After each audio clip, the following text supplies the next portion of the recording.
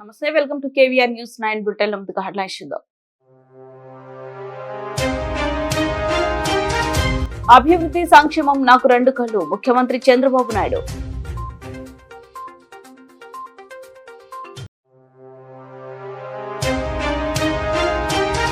Intermediate board కార్యాలయం వద్ద AP government కాలేజీలు కాంట్రాక్ట్ లెక్చరర్ ధర్నా.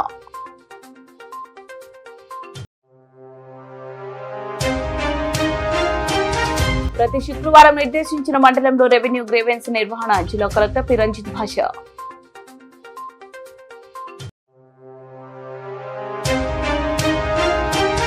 ఖమ్మం జిల్లా మదిరాలో అభివృద్ధి కార్యక్రమాలకు శంకుస్థాపన చేశారు డిప్యూటీ సీఎం భట్టి విక్రమార్క. అభివృద్ధి సంక్షేమం నాకు రెండు కళ్ళు, అభివృద్ధి లేకపోతే సంపద రాదు, సంక్షేమం లేకపోతే మెరుగైన జీవన ప్రమాణాలు రావు. గిరిజనుల కోసం Visakha, Vijayawada, Tirupati AP study circles పెట్టాం. 4,50,00,000 ఖర్చు పెట్టాం. 150 కోట్లతో రెసిడెన్షియల్ పాఠశాలకి భవన నిర్మాణాలన్నీ శాంక్షన్ చేశాను. ఇంకో పక్కన మీరు చూస్తే 64 కోట్ల వ్యయంతో ఐటీడీఏ పాడేరులో ఒక టీచర్ ఉన్న 418 పాఠశాలలు ఇప్పుడే చెప్పా, డబ్బులన్నీ రిలీజ్ చేసి ఆ భవన నిర్మాణాలు చేస్తున్నాం. పాడేరులో ప్రభుత్వ మెడికల్ కాలేజ్ ఆసుపత్రి తొందరలోనే పూర్తి చేసి ఇక్కడ ప్రజలకు అందుబాటులోకి తెస్తానని మీ అందరికీ హామీ ఇస్తున్నా. ఇదే కాకుండా ఐటీడీఏ రంపచోడవరంలోని వై రామవరం మండలాన్ని 2 మండలాలు చేయమని కోరారు. నిన్నే కేబినెట్ నిర్ణయం తీసుకున్నాం. తొందరలోనే అమల్లోకి వస్తుందని చెప్పి కూడా హామీ ఇస్తున్నాను. ఇంకో పక్క సీతంపేట ఐటీడీఏలో మల్టీ స్పెషాలిటీ ఆసుపత్రి 50 కోట్లతో కడుతున్నాం. ఐటీడీఏ పార్వతీపురంలో 50 కోట్లతో ఇంకొక హాస్పిటల్ కడుతున్నాం. రంపచోడవరంలో ఐటీడీఏ 50 కోట్లతో మల్టీ స్పెషాలిటీ ఆసుపత్రి కడుతున్నాం.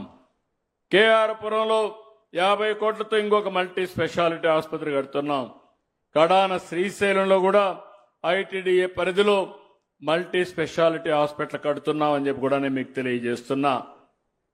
నేను అందుకని ఒక పక్క అభివృద్ధి, ఒక పక్క సంక్షేమం నాకు రెండు కళ్ళు. అభివృద్ధి లేకపోతే సంపద రాదు, సంక్షేమం లేకపోతే మీకు తాత్కాలికంగా మెరుగైన జీవన ప్రమాణాలు రావు. అందుకే నేను ఆ రోజు చెప్పాను, సూపర్ 6 ఇస్తానన్నాను. నేను కష్టపడేది పేదవాళ్ల కోసం. ఎప్పుడో ఫలితాలు వస్తాయంటే ఇప్పుడు మీరు ఇబ్బంది పడతారు. అందుకని మీ ఇబ్బందులు దృష్టిలో పెట్టుకుని సూపర్ 6ని తూచా తప్పకుండా అమలు చేస్తున్నా. ఇంటర్మీడియట్ బోర్డు కార్యాలయం వద్ద ఏపీ గవర్నమెంట్ కాలేజీల కాంట్రాక్ట్ లెక్చరర్ ధర్నా. నిలిచిపోయిన కాంట్రాక్ట్ లెక్చరర్స్ క్రమబద్ధీకరణ చర్యలు వెంటనే చేపట్టాలంటూ నిరసన. గతంలో అమలు చేస్తున్న 12 నెలల వర్కింగ్ రెన్యువల్ ను తిరిగి పునరుద్ధరించాలంటూ డిమాండ్. 24-25 సంవత్సరాల మే నెలలోనే వేతనాలను కూడా విడుదల చేయాలి. ప్రభుత్వ ఉద్యోగులకు 62 సంవత్సరాల కాల పరిమితిని కాంట్రాక్ట్ ఉద్యోగులకు కూడా పెంచాలంటూ ప్లకార్డులతో నిరసన. లెక్చరర్ల నిరసన కార్యక్రమానికి మద్దతు తెలిపిన పీడీఎఫ్ ఎమ్మెల్సీ గురుమూర్తి.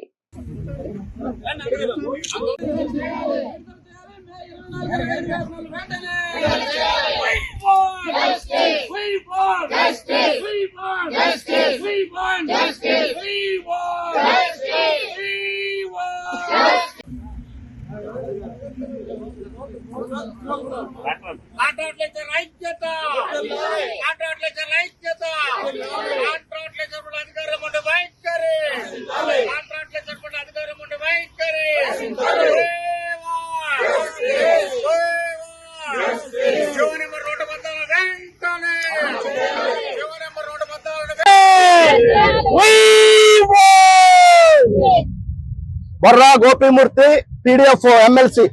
ఈ రోజున రాష్ట్ర వ్యాప్తంగా జూనియర్ ప్రభుత్వ కళాశాలలో పనిచేస్తున్నటువంటి కాంట్రాక్ట్ లెక్చరర్స్ తమని రెగ్యులరైజ్ చేయాలని చెప్పి గత సంవత్సరం ఈ సంవత్సరం మే నెలలో పనిచేసినటువంటి కాలానికి జీతాలు చెల్లించాలని చెప్పి తదితర సమస్యలపై ఈ రోజున ఈ యొక్క ఇంటర్మీడియట్ బోర్డు వద్ద పెద్ద ఎత్తున ధర్నా నిర్వహిస్తా ఉన్నారు.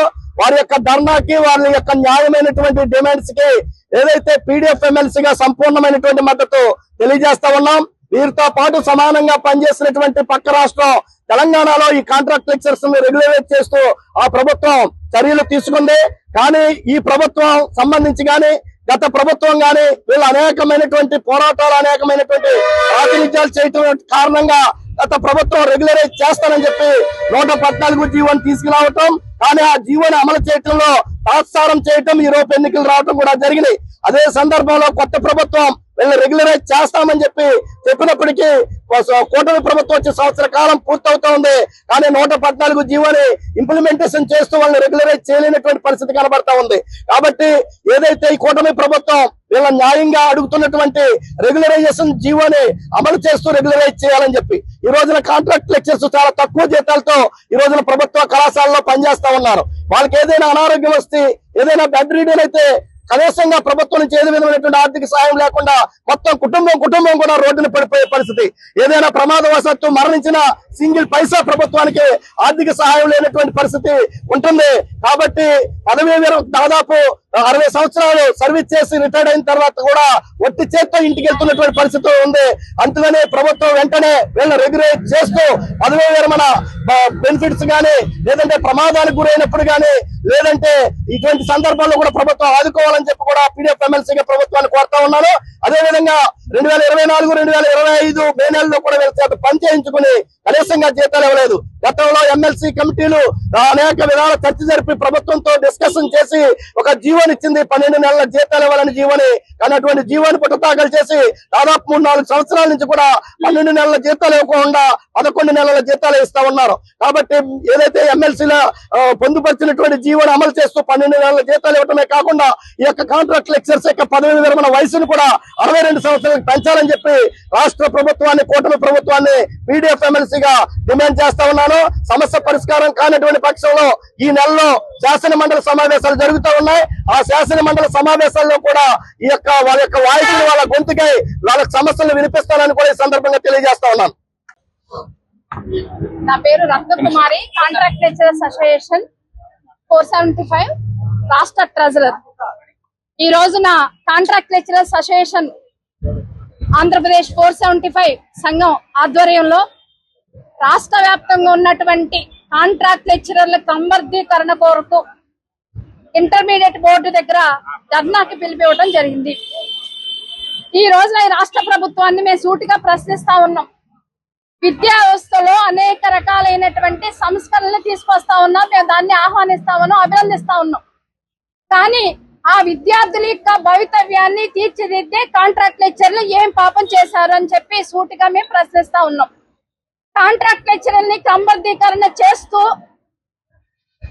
ఈ రాష్ట్ర ప్రథమ పౌరుడైనటువంటి గవర్నర్ పేరుతో వచ్చినటువంటి చట్టము, ఆ చట్టాన్ని అనుసరించి వచ్చినటువంటి 114 జీవోని ఒక వెరిఫికేషన్ అయిపోయి, అన్ని స్థాయిల్లో వెరిఫికేషన్ అయిపోయి, ఒక ప్రిన్సిపల్ సెక్రటరీ లాగిన్ లో ఉన్నటువంటి ఆ స్థాయిలో ఏజీకి పంపించడం జరిగింది. ఈలోపు ఎలక్షన్ కోడ్ వచ్చింది.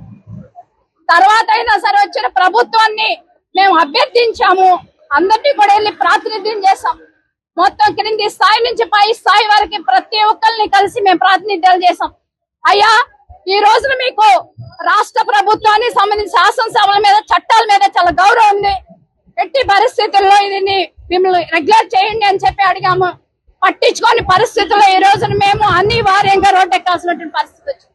ఇప్పటికైనా సరే ఏదైతే ఎక్కడైతే ఆగిపోయిందో ఏజీ రిపోర్ట్ అంటే ఆ ఏజీ రిపోర్ట్ చూయించి ఈ రోజున కాంట్రాక్ట్ లెక్చర్లు రెగ్యులరైజేషన్ ఆపడం ఆశాస్పదం. ఏజీ రిపోర్ట్ ని వెంటనే రప్పించి కాంట్రాక్ట్ లెక్చర్ని క్రమబద్ధీకరించాలి ఫస్ట్ డిమాండ్. రెండో డిమాండ్ వచ్చేటికి ఈ రోజున మాకు 2019 నుంచి 23 వరకు 12 నెలల జీతాన్ని ఒక్కరోజు బ్రేక్ తో మాకు ఇచ్చారు. కానీ 24 మే నెల జీతాన్ని ఆఫ్ చేశారు. 24 మే నెల జీతాన్ని ఆఫ్ చేశారు. ఎండనకుండా ఖచ్చితంగా అన్ని కాలాలు మేము పిల్లల యొక్క గ్యాదరేషన్ కోసము క్యాంపెయిన్ నిర్వహించాం ఎండల్లో.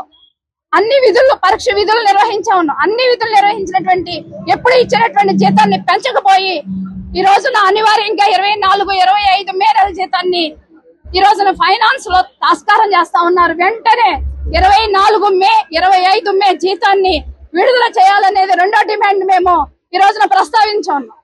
అదే విధంగా రెగ్యులరైజ్ అయిపోతామని చాలా హ్యాపీగా ఉండి ఎటువంటి బెనిఫిట్ పొందకుండా ఈ రోజున చాలా నిరాశతో ఈ రోజున చాలా మంది ఉన్నారు.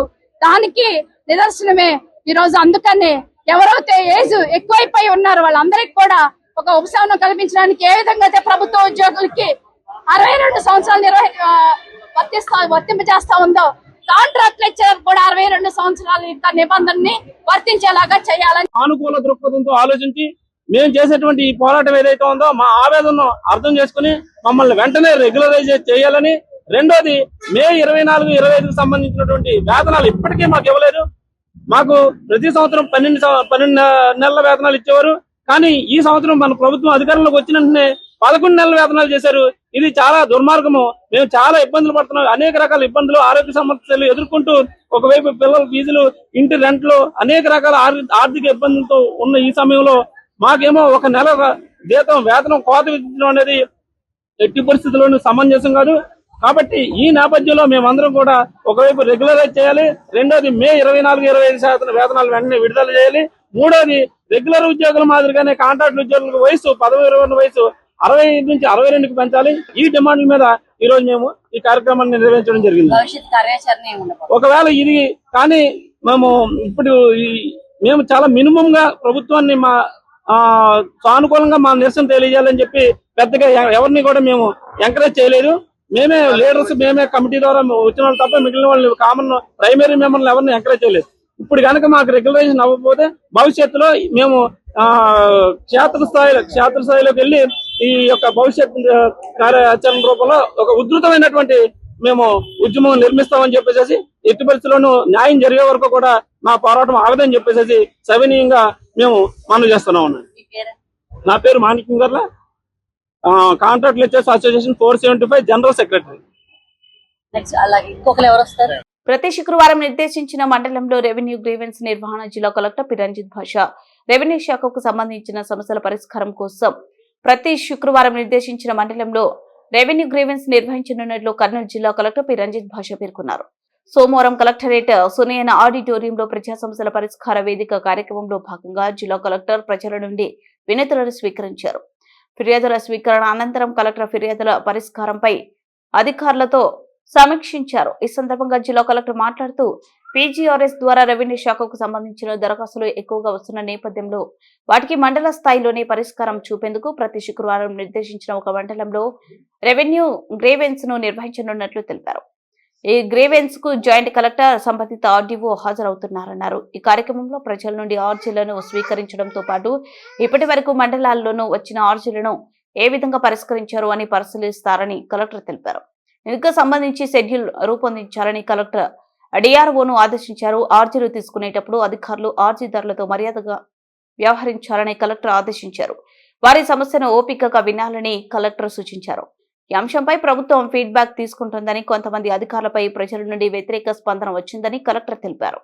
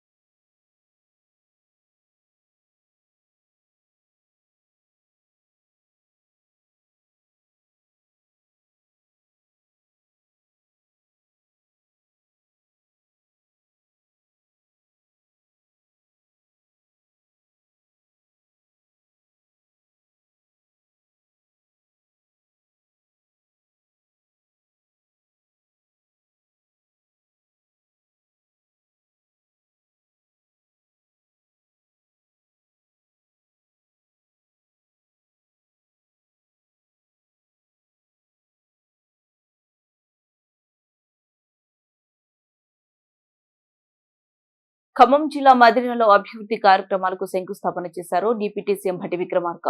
630 కోట్లతో జవహర్ ఎత్తిపోతల పథకం పైలాన్ ఆవిష్కరించారు. ఈ కార్యక్రమంలో భట్టి విక్రమార్కతో పాటు మంత్రులు ఉత్తమ్ కుమార్ రెడ్డి, కోమటిరెడ్డి వెంకటరెడ్డి, పొంగులేటి శ్రీనివాస్ రెడ్డి, వాకటి శ్రీహరి పాల్గొన్నారు.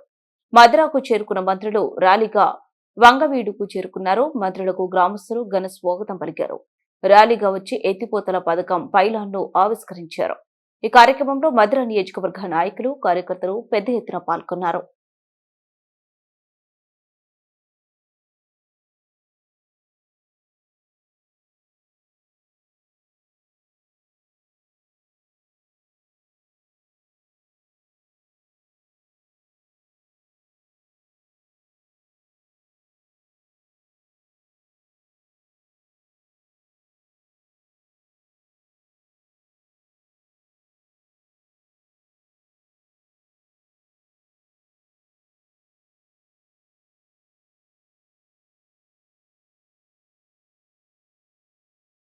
మదిర శాసనసభ నియోజకవర్గంలో ఉన్నటువంటి 5 మండలాలు కూడా ప్రతి మండలానికి మధ్యలో ఒక ఏరు ప్రవహిస్తా ఉంది. ఎర్రుపాలెంకి మదిరకి కట్టలేరు, మదిరకి బోనకల్లికి వైరా నది, చింతకానికి ముదిగండకి మనందరికీ తెలిసిందే మున్నేరు ప్రవహిస్తా ఉంది. ఇటువంటి అదృష్టవంతులుగా ఉన్నటువంటి మనం మన కళ్ళ ముందే ఏరులో నీళ్లు వృధాగా పోతా ఉన్నప్పటికీ కూడా చూస్తూ ఊరుకున్నాం తప్ప ఈ నీళ్లని దారి మళ్లించి ఈ ప్రాంతంలో పంటలు పండిస్తున్నటువంటి రైతాంగ సోదరుల భూములకి మళ్లించాలనేటువంటి తపన, ఆలోచన మీ అందరూ వేసినటువంటి ఓటుతో ప్రజాప్రతినిధిగా సాధించాలనేటువంటి లక్ష్యంతోనే గతంలో కట్టినటువంటి కట్టలేరుని మోడర్నైజ్ చేసుకుని తిరిగి పునరుజ్జీవింప చేసుకున్నాం. మదిర బోనకల్ల మధ్యలో జాలిముడి కట్టించుకున్నాం. చింతకాణి ముదిగొండ మధ్యలో మనం మున్నేరు పైన పండ్రేగిపల్లి దగ్గర కూడా ఆనకట్టని ఆనాడే రాష్ట్ర విభజన కంటే ముందే వీటన్నిటిని ప్రణాళికలు తయారు చేసుకొని శాంక్షన్ కూడా చేసుకున్నాం. చివరికి జవహర్ జాలిమడికి సంబంధించి కూడా ఆనాటి రాష్ట్ర విభజన కంటే ముందే 2012-13లోనే దీనికి సంబంధించి ఆనాడు రాష్ట్ర ముఖ్యమంత్రిగా ఉన్నటువంటి కిరణ్ కుమార్ రెడ్డి గారికి చెప్పి ఈ 3rd జోన్ లో ఉన్న నీటిని 2nd జోన్ లో ఉన్న నీటి ద్వారా మా భూములకి పారించుకోవాలని చెప్పి వారిని కోరగా ఆనాడే వారు శాంక్షన్ చేయటం, సర్వే చేయటం అన్ని చకచక జరిగిపోయాయి. పూర్తిగా దీన్ని శాంక్షన్ చేసే క్రమంకి వచ్చే వరకల్లా రాష్ట్రంలో ప్రత్యేక రాష్ట్రాల యొక్క పెద్ద ఎత్తున ఉద్యమాలు జరగటం, ఆనాడు ఇరిగేషన్ శాఖ మంత్రిగా ఉన్నటువంటి సుదర్శన్ రెడ్డి గారి దగ్గరికి ఫైల్ వచ్చేటప్పటికే మేము చేయమని అడిగినప్పటికి కూడా ఆ ఉద్యమాల సంగతిలో ఆ ఇబ్బందుల్లో ఆ ఫైల్ పక్కన పడిపోయింది. తిరిగి మళ్లీ రాష్ట్రం 10 సంవత్సరాలు టిఆర్ఎస్ నాయకత్వంలో ఒక్క చుక్క నీటిని కూడా నీటిపారుదల ప్రాజెక్టుల ద్వారా భూములకి మళ్లించేటువంటి కార్యక్రమం చేపట్టకపోగా ఆనాటి ఉమ్మడి రాష్ట్రంలో మొదలుపెట్టినటువంటి ప్రాజెక్టులు కూడా కట్టకుండా గాలికి వదిలేయటం వల్ల ఈ రోజు రాష్ట్రం అంతా కూడా పెద్ద ఎత్తున ఇబ్బంది పడుతున్నటువంటి సంగతి కూడా మీ అందరికీ తెలిసింది. మిగతా ప్రాజెక్టులకు సంబంధించి నేను వాటి జోలికి పోను కానీ చివరికి జవహర్ జాలిముడి ప్రాజెక్టు కూడా ఈ 10 సంవత్సరాలు అనేక సందర్భాల్లో ఆ ప్రభుత్వానికి శాసనసభలో బయట చెప్పుకుంటూ వచ్చాను. ప్రతి సందర్భంలో దానికోసం గొంతెత్తి మాట్లాడాను. ఈ ప్రాంత ప్రజల గుండె చప్పుడిని శాసనసభలో వినిపించాను కూడా. కానీ దయలేని ఆనాటి ప్రభుత్వం దీన్ని పక్కన పెట్టి గాలికి వదిలేసింది తప్ప దీనికి రూపాయి కూడా శాంక్షన్ చేయాలనే ఆలోచన చేయలేదు. తిరిగి మన ప్రభుత్వం ఇందిరమ్మ రాజ్యం వచ్చిన తర్వాత ఈనాడు ఇరిగేషన్ శాఖ మంత్రిగా సుదీర్ఘ కాలం పిసిసి ప్రెసిడెంట్ గా పనిచేసినటువంటి ఉత్తమ్ కుమార్ రెడ్డి గారు ఇరిగేషన్ మంత్రిగా అయితే నేను వారి దృష్టికి తీసుకొచ్చాను. ఈ ప్రాంతానికి అత్యంత అవసరమైనటువంటి ప్రాజెక్ట్ ఇది. 3వ జోన్లో ఉన్నటువంటి ఈ 35 గ్రామాలకు సంబంధించి 33 ఎకరాలకి నీళ్లు అందించేటువంటి ఈ లిఫ్ట్ ఇరిగేషన్ ఆనాడే మొదలైంది. కానీ దురదృష్టం పూర్తి చేసుకోలేకపోయాం.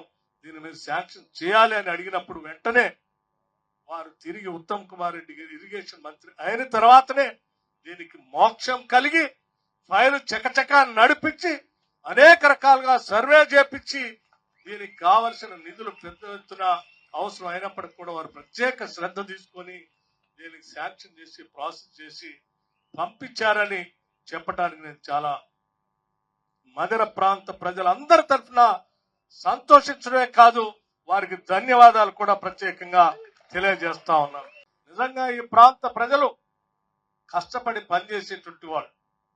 కష్టపడి పనిచేయటమే కాదు, ఆనాడు 10 సంవత్సరాలు ఈ జిల్లాలో ఏ శాసనసభ్యుడు లేకపోయినప్పటికీ కేవలం నాతో ఉన్నటువంటి మిగిలిపోయిన కేవలం ఒకే ఒక్క పోడెం వీరయ్య గారిని ఒక్కడిని ఎమ్మట పెట్టుకొని 10 సంవత్సరాలు కాంగ్రెస్ పార్టీ కోసం ఈ జిల్లాలో పోరాటం చేస్తే ఏ శాసనసభ నియోజకవర్గంలో ఉన్నటువంటి శాసనసభ్యుడు లేకపోయినా ప్రతి కాంగ్రెస్ కార్యకర్త ఆయనే శాసనసభ్యుడిగా భావిస్తూ కాంగ్రెస్ పార్టీ జెండాని భుజాన్ని వేసుకొని రెపరెపలాడిస్తూ మళ్లీ తిరిగి ఎన్నికలు జరిగే వరకల్లా 10కి 9 శాసనసభ స్థానాల్ని గెలిపించినటువంటి నాయకులు కార్యకర్తలు బలంగా ఉన్న ఈ జిల్లా నిజంగా సెల్యూట్ చేయాలని ఉత్తమ్ కుమార్ రెడ్డి గారు చెప్పినప్పుడు నిజంగా నాకు సంతోషం అనిపించింది. నిజమే, పని చేసినటువంటి కార్యకర్తల్ని నాయకుల్ని గుర్తుంచుకొని వారి అభివృద్ధి కోసం ఆలోచన చేసి ప్రణాళిక తయారు చేసి పాలన ముందుకు చేసుకుంటే నిజమైనటువంటి ప్రజా పరిపాలన అనిపిస్తుంది. ఆ పాలనలోతోనే ఈ రోజు ముందు కొనసాగుతున్నామని కూడా మీ అందరికీ నేను సవినయంగా మనవి చేస్తూ, కేవలం వ్యవసాయం మీద మాత్రమే ఆధారపడి జీవనాధారం సాగిస్తున్నటువంటి నియోజకవర్గం నా నియోజకవర్గం. ఇక్కడ పుట్టిన ప్రతి బిడ్డ ఈ ప్రాంతంలో ఏదో ఒక పంట పండిస్తూ ఈ రాష్ట్రానికి ఆహార ధాన్యాలు అందించే పరిస్థితిలో ఉన్నారు. ఇక్కడ పెద్దగా పరిశ్రమలు లేవు మాకు. ఈ ప్రాంతంలో వ్యవసాయ రంగానికి పనికొచ్చేటువంటి వాటిని అభివృద్ధి చేస్తేనే ఈ ప్రాంత ప్రజలు అభివృద్ధి చెందడానికి అవకాశం ఉంటుంది. వారి అభివృద్ధి కోసం, అవకాశం కోసం ఇక్కడ ఉన్నటువంటి ప్రతి నీటి బొట్టుని ఒడిసి పట్టుకొని ఈ ప్రాంత రైతాంగ సోదరులకు అందించాలనేటువంటి ఆలోచనతోనే ఈ 3 నదుల పైన ఉన్నటువంటి జలాల్ని కిందికి వృధాగా సముద్రంలోకి పోనీయకుండా ఆనకట్టల ద్వారా ఈ ప్రాంతానికి అందించాలనేటువంటి ప్రయత్నంలో భాగంగానే గతంలో మేము మొదలుపెట్టినటువంటి ప్రాజెక్టులు పూర్తయ్యాయి, కొన్ని నడుస్తా ఉన్నాయి. ఇప్పుడు అదనంగా ఇంకొక ప్రాజెక్టు ఈరోజు శాంక్షన్ చేసుకొని చిరకాల కోరిక అయినటువంటి ఈ 3వ జోన్లో ఉన్నటువంటి వారి భూములన్నింటినీ కూడా 2వ జోన్లోనే ఉండేటట్టుగా ఇవాళ లిఫ్ట్ ఇరిగేషన్ కి భూమి పూజ కార్యక్రమం చేసుకున్నాం. అందుకే నా జీవితంలో కానీ లేకపోతే ప్రజాప్రతినిధిగా కానీ మధుర శాసనసభ్యుడిగా కానీ చిరకాలం గుర్తుండిపోయేటువంటి ఒక ఇది అద్భుతమైనటువంటి అనిర్వచనమైనటువంటి అనుభూతి కలిగించేటువంటి రోజుగా నేను భావిస్తా ఉన్నాను. ఈ రోజు ఈ ప్రాంత ప్రజల కోసం నీళ్లు ఇచ్చేటువంటి కార్యక్రమం చేసేటువంటి అదృష్టం దొరికిందని కూడా నేను భావిస్తా ఉన్నాను. బులెటిన్ ముగించే ముందు హెడ్లైన్స్ మరోసారి. అభివృద్ధి సంక్షేమం నాకు 2 కళ్ళు, ముఖ్యమంత్రి చంద్రబాబు నాయుడు.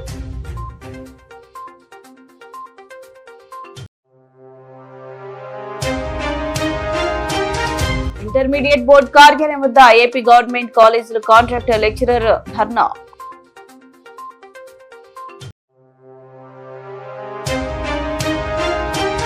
ప్రతి శుక్రవారం నిర్దేశించిన మండలంలో రెవెన్యూ గ్రీవెన్స్ నిర్వహణ, జిల్లా కలెక్టర్ పి రంజిత్ భాష.